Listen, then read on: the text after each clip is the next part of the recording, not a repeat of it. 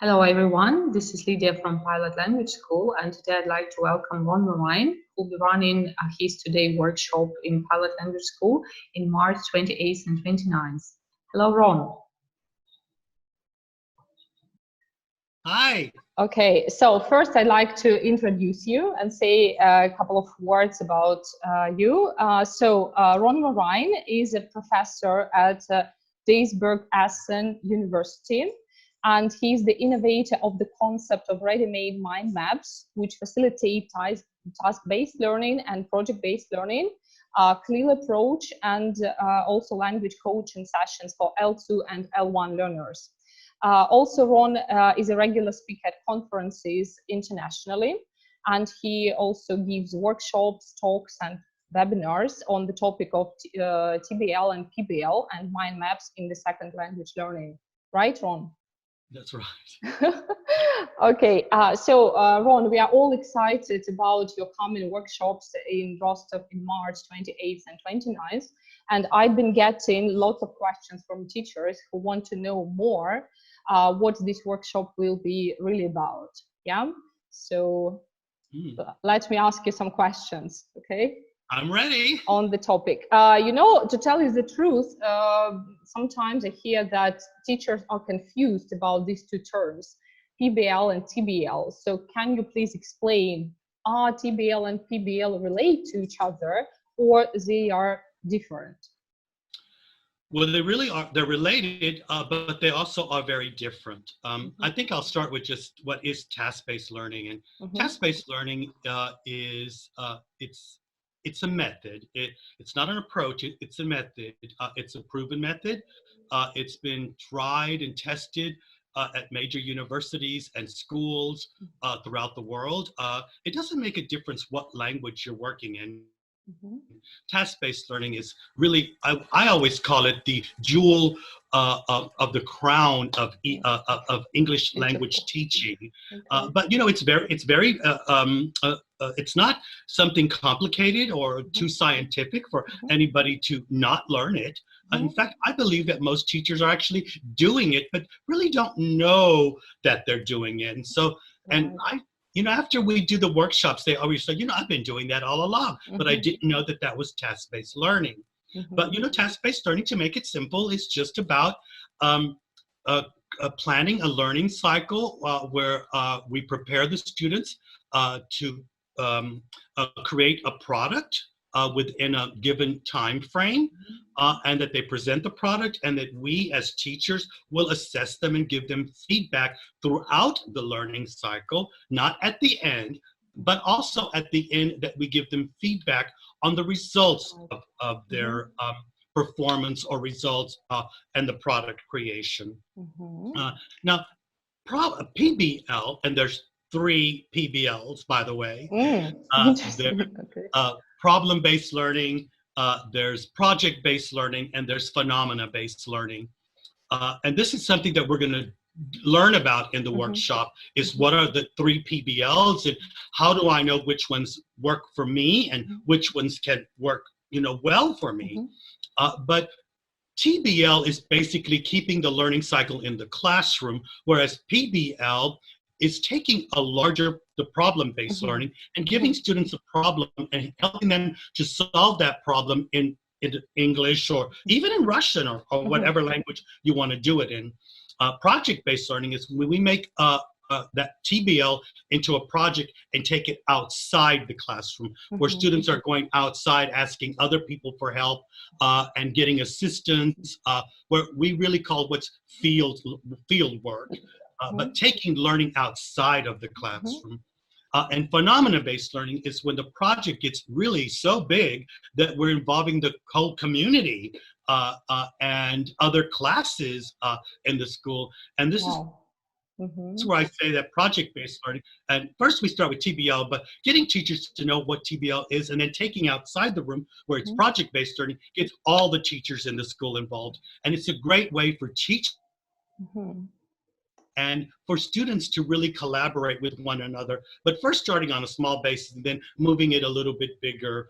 I love when I go to schools and teach teachers how it works, and And what it really creates at the end is really teachers learning how to work with one another as well. All right, Ron, do I get it right that task-based learning can be accomplished within one lesson, while project-based learning might take much more time, probably a week or a month? There's a wonderful German word called Jein, which means yes and no. Okay. Actually, you're right in a way. There are task-based learning cycles that can last 90 minutes. I don't think that it would be too successful if you did one for 45 minutes, because you would have to ask yourself, what is the learning effect there? And what about some knowledge transfer? But definitely a task-based learning cycle can be 90 minutes, whereas project-based learning and all the PBLs really do take more time. Yeah, okay, thank you. So as far as I know, project-based learning comes from different spheres, and it has become hugely popular in ELT. Can you explain why, the reasons for popularity? Well, you know, I would like to say that maybe it could be a little bit of how technology has really started to influence what happens in a classroom. It is possible for students to leave the classroom and work in longer, more extended learning cycles because of the internet and the ability to research and do things. So that is really one reason. But I think the most important reason is that we've moved on from communicative language learning, lexical approaches and things, because, you know, that's going to happen anyway in a task-based learning cycle. You can't just be doing lexical learning and that's the only thing that you're doing. It's more than that. So task-based learning and project-based learning, the students are more involved in the learning. It's not teacher-oriented anymore. And task-based learning that's why I call it the crown jewel, you know, of methodologies. It is that methodology that allows students to take over the classroom and where teachers take a step back. And that could cause a problem for some teachers because, you know, they're very teacher oriented and they're used to really running the classroom. But, you know, we need to take a step back and learn how to let the students take over the classroom and start discovering and learning for themselves. Because in the end, it's about learning. It's not about teaching. And that's why task-based learning, TBL and PBL, are great methodologies to apply in the classroom. I call the modern classroom. Yeah. By the way, can TBL and PBL be applied in primary learners' classroom, or it's more suitable for higher levels, such as B1, B2 levels? Well, you know, I train many teachers every year, and I train teachers from, you know, primary school teachers, secondary school teachers, and about 500 every year. And have been doing it for the last, you know, 15 years almost now. And I have to say that it's TBL and PBL for primary school students are a little bit, the topics are different. The goals are different. The language levels will be different. But the structure of TBL, that really doesn't change because of whether they're primary school students or junior high school students or high school students or university students. Let us not forget that task-based learning and PBL and TBL are very effective methodologies for corporate learning as well. And we're going to talk about that too at the workshop. But no, the only thing that changes is just maybe the topics, but the structure of TBL or PBL, that doesn't change. All right. So the next question that I have here, what skills or experience does a teacher need to have to effectively implement TBL in their classroom? Does it require much from a teacher? Do they have to undergo some extra training to start doing TBL in the classroom? I love that question. And, you know, in the beginning, when I first started, I was learning myself. And so I had to become comfortable with a lot of changes that were taking place in and how I do things, and then something that was really deeper, and the change that probably is the most uncomfortable for teachers when they move to this methodology, because it's a move. It's a big change. And the one thing that I realized that what a teacher needs is a positive attitude towards change, a positive attitude towards themselves. In other words, building the self-confidence that they need to have to successfully implement TBL and PBL in the classroom. So it has a lot to do with, it's psychological in nature, is that letting go and believing and trusting in your students that they really will eventually catch on and that they will like what they're experiencing. And you know, one of the reasons that teachers get all stressed out is because of all the planning and the preparing for the classes, you know, getting to know the book and whatever. We don't need all of that for task-based learning and project-based learning. We turn that over to the students. And believe it or not, with primary school students, and this is one of the most wonderful things, is they are fantastic learners and love to discover, and they just take to TBL and PBL quicker than maybe some high school students or adults. Young learners are very open to different changes. They adjust easily. They don't put too much thought into their having fun. And, you know, learning is fun for them. And when learning is fun, they'll do it. So, you know, task-based learning does allow the teacher to bring some fun into the room and make learning fun. And that's important. You've mentioned a very interesting thing that for a TBL for TBL, you actually don't need a course book.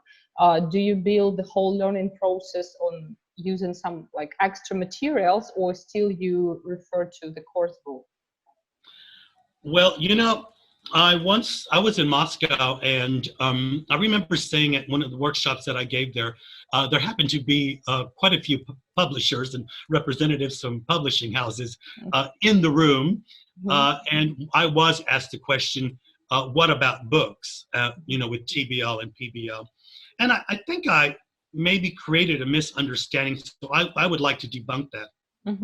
In fact, now I always incorporate one session within the task-based learning, PBL and TBL workshops on how we can, you know, more effectively use our textbooks and still, you know, create a task-based learning or project-based learning learning cycle from the books that we probably have to use in the classroom. So no, I don't think that it replaces books. It helps to innovate and be more creative with the books that we probably have to use in the classroom. But once you learn how to do TBL, you will recognize whether you actually are using a good book or not. Because there's things you look for inside of a book. And, you know, is the book dealing with prescribed grammar, predetermined outcomes, that a lot of teachers like to use because they don't have to plan. Everything's just already there. But once they get used to TBL and PBL, they can complement their books and really add to the learning, add more better positive working and learning dynamics in their classroom that develops naturally, which might not develop from a book. Yeah. Okay. So, and then I think the next question will relate, to what we've just discussed. How does TBL and PBL incorporate the 4 C's of the 21st century skills, which are cooperation, collaboration, creative thinking, and the fourth, creativity? Well, it's critical thinking and creativity. Yeah, that's right. Okay, how do these approaches, TBL and PBL, incorporate these 4 skills, which everyone's talking about today? Yeah, and you know, it's not new. I remember, you know, going to conferences in the late, you know, 1990s, where we were already talking about the 4 C's, and then all of a sudden it became the 4 C's for 21st century, you know, skills. But you know, the 4 C's are not new. They've been around for many, many years. But you know, with you know all the things that are always happening in the ELT world, you know, there's new names and things like that. But definitely, you know, task-based learning, project-based learning must be able to incorporate the 4 C's. And I'll start with collaboration, because this is what we really want. And this is going to happen in the workshop, by the way, because we have to teach teachers how to collaborate with one another. And once they get the feeling for themselves, they'll realize how important it is for them to really integrate collaboration, group work, teamwork, things like that into the learning cycles. And that might also mean that they might have to be able to, or they should be able to redesign their classrooms to really support collaborative learning. This means maybe changing the tables or the desk in the room so that the students start to look at each other, collaborate with one another, and communicate with one another to solve problems and create, solutions to create better products that they can present. So that's the collaboration part. That's how TBL and PBL work. The communication is a lot of times, in frontal teaching, where the teacher stands in front of the room, and a lot of the communication is between the student and the teacher. We want to really move away from that. If we rearrange the room a little bit, where the students are looking at each other and communicating with each other, this, of course, supports collaboration, supports speaking skills, because TBL and PBL is very skills oriented. They start speaking to themselves, and language emergence and language production starts to happen naturally, more between the students than between the students and the teachers. So this again goes back to student-oriented learning and teacher-oriented learning. And this is where communication, one of the 4 C's, TBL and PBL supports communication. Creativity. TBL, PBL means that students should be working towards creating, good results. That means creating a product which they will present either in the classroom or to the school or to other classes. And we want them to really use everything that they have, the skills they bring to the table. Some students are great with technology. Some people, are very, psychomotor oriented and want to cut and paint and, do something like that. When we're working in a group, we let everybody's skills set shine. And this is what's really important with creativity, that everybody gets to be creative, but maybe in a different way, because all of us bring, different kinds of creative skills to the table. And the last one is critical thinking. We want the students to start thinking for themselves, and believe it or not, but primary school students can think for themselves too. And we want them to discover. We want them to problem solve. We want them to make decisions based on the information that they're gathering, that they're discussing with one another in their groups. And, to be able to make better decisions as they develop and grow, and making them sometimes just better citizens, but better learners. And these 4 C's are skills they will need for the rest of their lives. So why not start them already in primary school?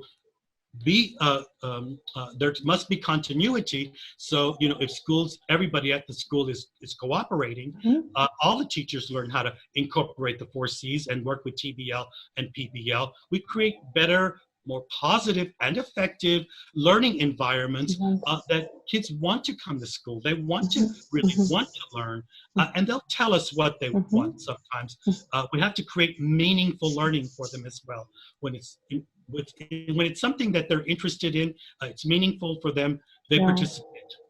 All right. And the 4 C's just come naturally. So you've been saying that TBL is very students-focused, student-centered, and the teacher is stepping behind, yeah? So what's the role of a teacher in this process, and how much, can we call it, prep work, preparation work does it require to start to monitor and control this process? Well, I think this is the thing with a lot of teachers, why they get scared of TBL once they see what it is, because they think they're going to have to do a lot of preparation, but it's not. And this is why many years ago, when I was the director of the English department at a major university. Mm-hmm. I had a serious problem to overcome, and that was, how do I get my teachers to start using TBL and PBL in the classroom? Mm-hmm.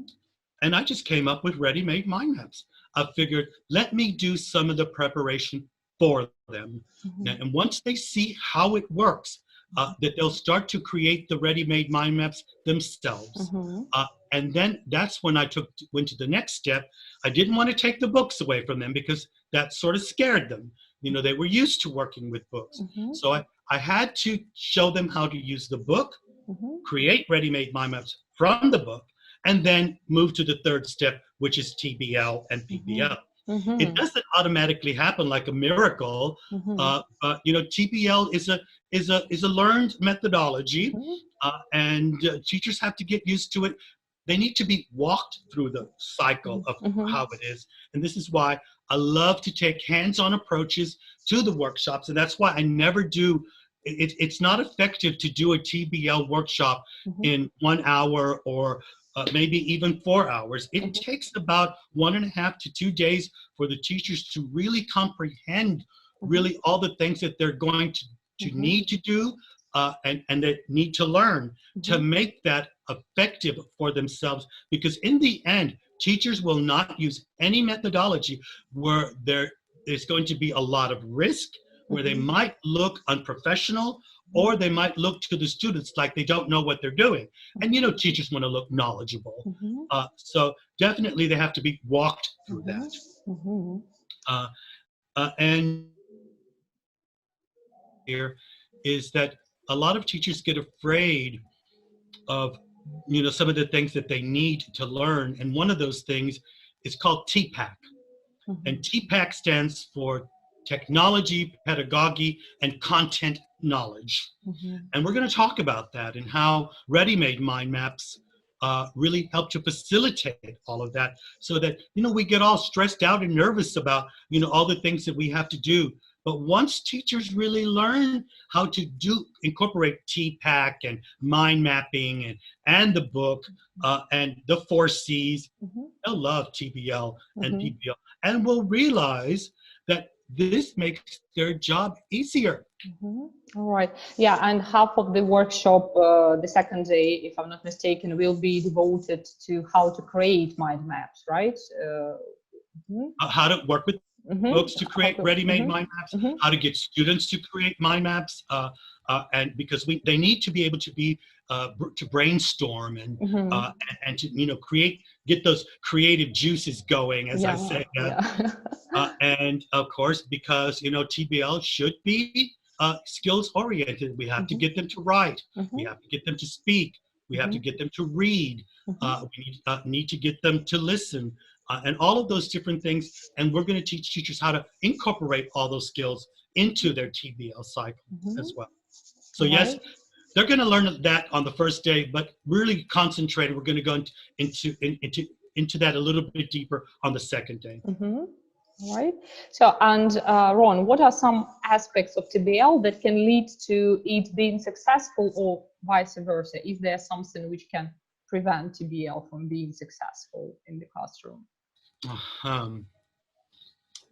I had to think about that actually myself about the question, because can it be that just TBL doesn't work, or how it might happen that it doesn't work? It's all the responsibilities on the teacher, or did it ever happen? Maybe, you know, you can't use TBL as it's not the silver bullet. It's not the thing that, oh, I'm going to do TBL every day from now on. It's like when I hear teachers say, I'm going to do the lexical approach every day from now on, and I'm going to do it with everything. Well, you know, I'm sort of surprised when I hear that. But TBL is the answer to many of the problems that we have in the classroom. But you can't use it every day, every week. You know, TBL is that thing that we should always lead to, okay? We still need activities in the room. And let me make one thing very clear. We still need grammar, okay? So I very believe important. that. Okay. Yeah, it's very important. But how we teach grammar, TBL changes that, okay? It doesn't have to become frontal. And, you know, I do believe in natural language acquisition. Mm-hmm. I speak 4 languages myself, and I asked myself, how did I learn those languages, and how did I learn the grammar from those languages? And when I really think about it, I had great teachers, and also my parents were great teachers, Mm-hmm. and it was all natural, and TBL allows that to happen. But another thing that can make TBL go bad is teachers not being in touch with their TPAC. In other words, Mm-hmm. how they integrate technology into the classroom, Mm-hmm. their pedagogical skills, Mm-hmm. and their content knowledge. Mm-hmm. And we think that we should be the experts for everything. And if I'm not, then I'm not going to do it. We don't have to be. Mm-hmm. And we will learn that in the workshop, that you don't have to be an expert on anything. But in the end, teachers walk out and leave a TBL cycle and a PBL cycle with a lot of a better understanding of themselves as teachers and what they're doing in that classroom, what they're doing right, and maybe sometimes what they're doing wrong. But in the end, it helps us to improve our classroom management skills. It helps us to increase meaningful learning. Mm-hmm. It helps us to scaffold our learning, and it helps us to slowly get away from, you know, I just said we need grammar, but to get away from prescribed grammar. Yeah, from the course. Mm-hmm. Yeah, you know, from the course book says let's do the present perfect today. Mm-hmm. Well, nobody walks around speaking present perfect all day long. Only that. Mm-hmm. It's always about mixed grammar. And task-based learning and project-based learning allows mixed grammar to be integrated in a natural way, where students don't realize that they're doing grammar. But we do have to walk through that in the workshop to teach teachers how to recognize natural grammar. Great. Well, Ron, it seems to me that you've answered lots of questions, and I'm personally really, really excited and looking forward to your workshop. I am too. Yeah. Okay. Now, you promise it's not going to be cold. You know, today we are at about, I think, +8. So in 2 weeks, it's going to be +15. So I think everything will be fine. I really look forward to coming, to seeing lots of new faces and teachers, coming to Rostov-on-Don, to the pilot school. And I'm sure that everyone will have, at the end, when we do our wrap-up session, I think that's the last 30 minutes are always the most fantastic for me, is I always ask the question, what is your takeaway? And that takeaway is always based upon the attitudes that we started with, and did some of those attitudes about learning and teaching change at the end of these 2 days? I really believe that it will. And I want to thank you very much for inviting me.